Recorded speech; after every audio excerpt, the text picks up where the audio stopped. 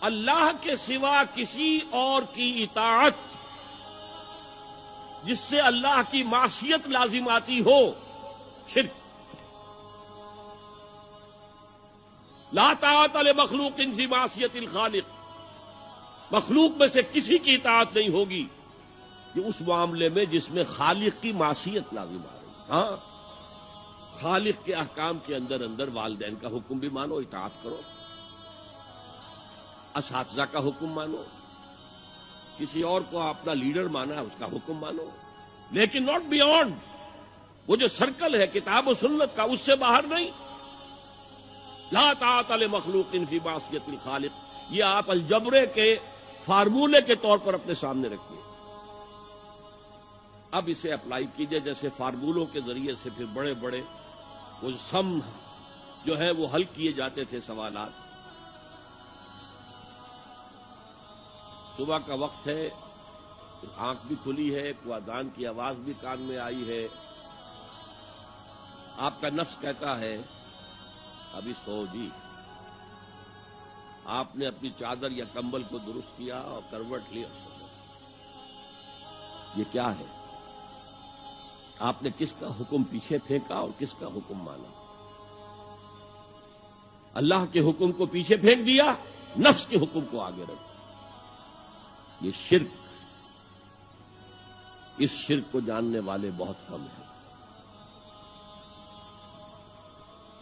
مولانا روم نے خوب کہا تھا، نفس ماں ہم کم ترس فرعون نیست لیکن ایراعون نیست۔ میرا نفس بھی فرعون سے کم نہیں ہے۔ فرعون نے کہا تھا نا، الیس لی ملک مصر وہذہ الانہار تجری من تحتی، کیا اس ملک مصر کی حکومت میری نہیں ہے؟ اور سارا جو یہ آب پاشی کا نظام ہے، انہار کا نظام ہے، وہ میرے کنٹرول میں نہیں ہے؟ جس کا چاہوں موگا کھلا رکھوں، جس کا چاہوں بند کر دوں۔ یہ تھا خدائی کا دعویٰ، انا ربکم الاعلی۔ تو مولانا روم کہتے ہیں میرا نفس بھی اس سے کمتر نہیں ہے۔ وہ کہتا یہ جسم میرا ہے، اس پر میرا حکم چلے گا، میں نہیں جانتا کون اللہ کون رسول، کیا حرام کیا حلال۔ تو فرعون سے کم تو نہیں ہے میرا نفس، لیکن اراعون اس کی بہت مدد تھی، فوج تھی، لاؤ لشکر تھا، تو اس نے زبان سے بھی کہہ دیا کھل کر انا ربکم الاعلی۔ میں مسکین ہوں، غریب ہوں، میرے پاس کوئی طاقت نہیں ہے، میں زبان سے تو کچھ نہیں کہہ سکتا، اندر سے میرا نفس یہی کہتا۔ یہ نفس کی حکومت قرآن کہتا ہے، میں حیران ہوتا ہوں، دو جگہ یہ مضمون آیا ہے، ارأیت من اتخذ الہہ ہواہ افانت تکون علیہ وکیلا۔ اے نبی، تم نے دیکھا اس شخص کو، اس کے حال پر غور کیا جس نے اپنی خواہش نفس کو اپنا الہ بنا لیا ہے۔ اللہ اکبر، الہ، لا الہ الا اللہ، کلمہ توحید کا مرکزی لفظ یہاں آ رہا ہے، من اتخذ الہہ ہواہ، جس نے اپنی خواہش نفس کو اپنا معبود بنا لیا، الہ بنا لیا۔ افانت تکون علیہ وکیلا، کیا آپ ایسے شخص کی کوئی ذمہ داری لے سکتے ہیں؟ سود حرام ہوا کرے جی، حرام ورام، ہمارا دھندا جو ہے وہ آگے بڑھ نہیں سکتا۔ تو اللہ کے حکم کو پیچھے ڈالا، نفس کے تقاضے کو آگے رکھا۔ کون معبود ہے آپ کا؟ نام عبداللہ رکھیے، نام عبد الرحمان رکھیے، ہے عبد النفس، نفس کے بندے، نفس کے غلام۔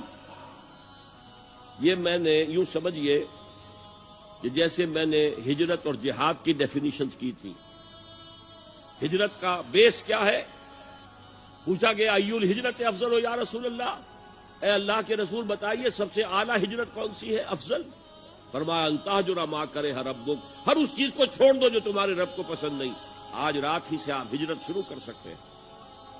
جائزہ لیجئے کیا کیا چیزیں میری زندگی میں خلاف شریعت ہے، تو اللہ کو ناپسند ہے، فیصلہ کیجئے کہ آج کے بعد نہیں ہوگی، ہجرت شروع ہو گئی، افضل الہجرہ، سب سے افضل ہجرت شروع ہو گئی۔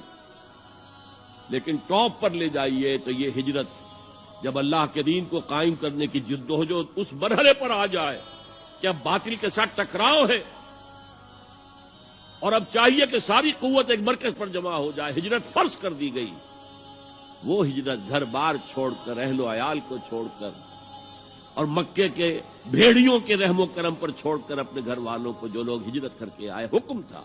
ہجرت مدینہ فرض تھی، ہجرت حبشہ فرض نہیں تھی، صرف اجازت تھی کہ جن سے سختیاں نہیں جھیلی جا رہی مزید وہ چلے جائیں۔